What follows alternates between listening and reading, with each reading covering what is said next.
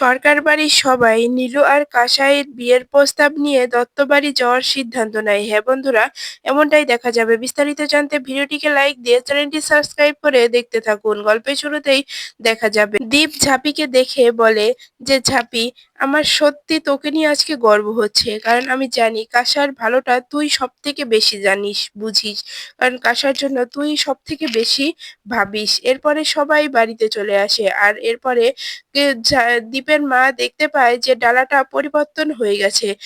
দত্তদের বাড়ির ডালাটা এসেছে সরকার বাড়িতে, আর সরকার বাড়ির ডালাটা চলে গেছে দত্তদের বাড়িতে। তখন দীপের মা বলে, এটা তো অশুভ, এটা কেন হলো? তখনই দীপের বাবা বলে, কিছু হয়নি তেমন, ডালাটা শুধু পরিবর্তন হয়ে গেছে, সেটা পাল্টে নিয়ে আসলেই তো হবে, তুমি এত চিন্তা করছো কেন? তখনই দীপের মা বলে, বাবান, এটা কি হচ্ছে, আমি কিছুই বুঝতে পারছি না।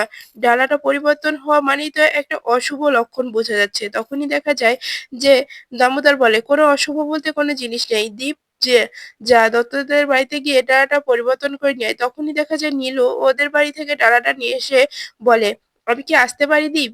এই যে তোদের বাড়ির ডালাটা আমাদের বাড়ি চলে গিয়েছিল, আর আমাদের বাড়ির ডালাটা তোদের বাড়িতে এসেছে, এটা আমাকে আমাকে দিয়ে দিবি? তখনই দীপ বলে, আমি জানতাম তুই আসবি, না হলে আমি যেতাম, কারণ ডালাটা তো চেঞ্জ করে আনতে হতো না। তখনই দেখা যায় যে যেই দরজার চৌকাঠ পেরোবে নীলু, তখন নীলুর মনে পড়ে যায় যে এ বাড়ি থেকে তো আমার ঢোকা নিষেধ, আমি তো এ বাড়িতে ঢুকতে পারবো না। তখনই দীপ বলে, আচ্ছা তুই এসেছিস, ভালো করেছিস, ভিতরে আয়। তখনই দেখা যায় এ কথা শুনেই সবাই অবাক হয়ে যায়, নীলু অবাক হয়ে যায় যে দীপ এত ভালো করে কথা বলছে। এদিকে ঝাঁপি মনে মনে বলে, তাহলে তাহলে কি ও সবকিছু মেনে নিচ্ছে আস্তে আস্তে, নীলুকে পছন্দ করতে শুরু করেছে, নীলুর সঙ্গে কত হাসি খুশি ভাবে কথা বলছে দেখছি, তাহলে হয়তো নীলুকে মেনে নিচ্ছে। মেনে নিলেই তো ভালো, তাহলে নীলু আর কাসাইদের বিয়েটাও তাড়াতাড়ি ও দিয়ে দেবে, আমারও এটাই মনে হচ্ছে। এরপরে যখনই ঝুড়িটা দিয়ে নীলু চলে যাচ্ছিল, তখনই দীপ বলে, নীলু ভিতরে আসলেই তো পারতি, কিছু খেয়ে যেতে পারতি, এভাবে দরজা থেকে ফিরে যাবি? তখনই নীলু হাসতে হাসতে বলে, দীপ আজকে থাক, অন্যদিন আসবো, অন্যদিন এসে চা খেয়ে যাব। এই বলে নীলু চলে যায়। আর এটা দেখে কাসাই ঝাঁপিকে বলে, ঝাঁপি, তাহলে কি সবকিছু ঠিক হতে চলেছে?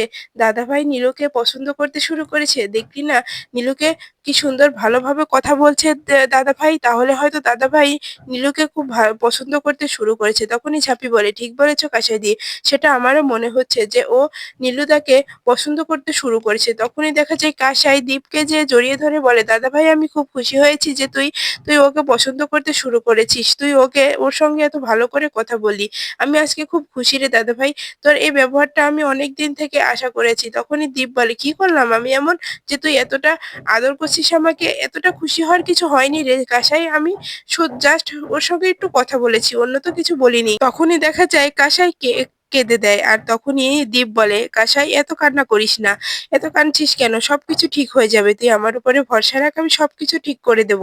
তখনই এগুলো শুনে দীপের মা খুব রেগে যায়, আর মনে মনে বলে, কি যে করছে এই মেয়েটার জন্য, আমার মেয়েটাও নষ্ট হয়ে যাচ্ছে। এরপরেই দেখা যায় যে দীপ মনে মনে বলে যে যা হচ্ছে ভালো হচ্ছে, আমি তাহলে এবার কাসাই আর নীলুর বিয়ের কথাটাও বাবাকে বলবো, দেখি বাবা কি বলে, আমাকে তো বলতে হবে। এরপরেই দীপ ঝাঁপির কাছে এসে বলে, ঝাঁপি, আসলে তুই তুই ওর জন্য খুব ভাবিস, তুই কাসাইকে খুব ভালোবাসিস, আমিও কাসাইকে খুব ভালোবাসি, আমি বুঝিনি যে কাসাইয়ের ভালোটা তুই সব থেকে বুঝবি। এসব কথা শুনে দীপের মা খুব রেগে যায়, আর মনে মনে বলে, আমাকে কিছু একটা করতে হবে, না হলে অনেকটা দেরি হয়ে যাবে। এরপরে অন্যদিকে দেখা যায় ইনকাদের বাড়িতে ঝুমা ঝুমা ইনকার মায়ের সঙ্গে যে কথা বলতে থাকে। চা বানিয়ে নিয়ে এসে ইনকার মা যেভাবে বসে চা খায়, ঠিক সেভাবেই ঝুমাও চা খেতে বসেছে। আর তখনই ইনকার মা বলে, কি করছো তুমি এটা, এটা কেন করছো? তুমি আমার বাড়িতে এসে আমার সামনে এভাবে চা খাচ্ছ? তখনই ঝুমা বলে, আমি এভাবেই খাই, আমাকে যেমন তেমন কাজের মেয়ে ভাববেন না, আমি ঝুমা, ব্যাড গার্ল ঝুমা, এজন্য আমার সঙ্গে খুব সাবধানে কথা বলবেন। তখনই দীপের মা ইনকার মাকে ফোন করে বলে, দিদি সর্বনাশ হয়ে যাচ্ছে, এই মেয়েটা আমার মেয়েটার জীবনটা নষ্ট করে দিচ্ছে, ছেলেটার মাথা খেয়ে নিচ্ছে। তখনই ইনকার মা বলে, কি হয়েছে, কি বলছেন? তখনই দেখা যায় দীপের মা বলে যে ওই ঝাঁপি নীলু আর কাসার বিয়ের কথা রাজি করে ফেলেছে দীপকে, আমি কিছু করতে পারছি না, আপনি কিছু একটা করুন। তখন তখনই দেখা যায় যে ফোনটা রেখে দেয় ইনকার মা আর ঝুমাকে বলে যে, "এই বিয়েটা ভাঙতে হবে। তুমি দত্তদের বাড়িতে গিয়ে যা কিছু করার করো কিন্তু বিয়েটা ভাঙতে হবে।" এরপরে অন্যদিকে দেখা যায় যে ঝাঁপি দীপকে নিয়ে দামোদরের ঘরে আসে আর বলে, "বাবা তোমার ছেলে তোমাকে কি যেন বলবে।" তখনই দামোদর বলে, "আমার ছেলে আমাকে কি বলবে তাহলে তুই হাত ধরে টানতে, টানতে নিয়ে আসলি কেন ঝাঁপি?" তখনই ঝাঁপি বলে, "সে আসতে চাচ্ছিল না তাই আমি নিয়ে এসেছি।" এরপরেই যখনই দীপ আর দামোদর কথা বলতে থাকে তখনই ঝাঁপি বাইরে চলে আসে। আর তখনই কাশেই বলে, "কি হয়েছে ঝাঁপি? তুই বাইরে কেন?" তখনই ঝাঁপি বলে, "দিদি আমি কিচ্ছু বুঝতে পারছি না যে আসলে ও কি বিয়ের কথাটা বলতে পারবে না অন্য কথা বলবে? আমি কিচ্ছু বুঝতে পারছি না। আমার খুব ভয় করছে এবার কিন্তু দিদি।" তখনই কাঁসাই বলে, "তাহলে কি আমার আর নীলুর এক কখনো হতে পারবো না আমরা?" তখনই ঝাঁপি বলে, "না, আমি যেহেতু তোমাকে কথা দিয়েছি সেজন্য আমি তোমাদেরকে এক করেই ছাড়বো।" এরপরে অন্যদিকে দেখা যায় যে দত্তদের বাড়িতে ঝুমা গিয়ে এই বিষয়টা সবাইকে জানায়। তখনই নীলুর দাদা বলে, "না, এটা হতে দেওয়া যাবে না। আমাকে যা কিছু হোক করতে হবে। দুবেলা দুবার কথা বলেছি ভালো মুখে তাই ওদেরকে ও বাড়ির মেয়েকে আমরা মেনে নেব? কক্ষনো না। কক্ষনো এটা আমরা করতে পারব না।" তখনই নীলুর বাবা বলে, "ঠিক বলেছিস। আমরা কখনোই ওই মেয়েকে এ বাড়ির বউ হিসেবে মানতে পারব না।" এরপরে দেখা যায় যে নীলুর দাদা বলে, "আমি কালকের মধ্যেই আমার ভাইয়ের বিয়ে ঠিক করে দেব আমার বন্ধুর মেয়ের সঙ্গে।" এরপরে অন্যদিকে দেখা যায় যে বাড়ির সবাইকে সরকার বাড়ির সবাইকে নিচে ডাকে। আর তখন ঝাঁপিও চিন্তায় পড়ে যায়। কাসাই বলে, "কি হয়েছে রে ঝাঁপি? আমার এখন খুব ভয় করছে। কালকে কি কথা হয়েছে তুই কিছু জানিস?" তখনই ঝাঁপি বলে, "না, না আমি কিছু জানি না। আগে সবাই আসুক পরে কথা বলুক তারপরে দেখি কি বলে।" তখনই সবাই নিচে নামলে দীপ সবার সামনে বলে যে, "আমি আর বাবা আর কাকা মিলে একটা সিদ্ধান্ত নিয়েছি সেটা আমি তোমাদেরকে জানাতে চাই।"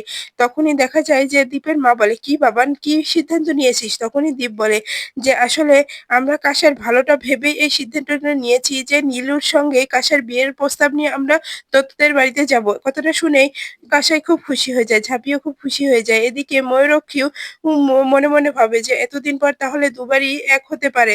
এরপরে দেখা যায় যে সবাই মিলে দত্তদের বাড়িতে বিয়ের প্রস্তাব নিয়ে যাওয়ার সিদ্ধান্ত নিয়ে সবাই বের হয়ে পড়ে মিষ্টি নিয়ে। এরপরেই ঝাঁপি বলে, "শুধু মিষ্টি নিয়ে গেলে হবে না বাবা, এর জন্য অন্য কিছু তো নিতে হবে।" তখনই দামোদর বলে, "আর কি নিতে হবে ঝাঁপি?" তখনই ঝাঁপি বলে, "এতদিন পরে দুবারই এক করতে যাবে আর এই শুধু মিষ্টি নিয়ে গেলে হবে নাকি? অন্য কিছু তো নিতে হবে।" তখন দীপ বলে, "হ্যাঁ, হ্যাঁ বাবা ঝাঁপি ঠিকই বলেছে। আমাদের অন্য কিছুও নিয়ে যেতে হবে।"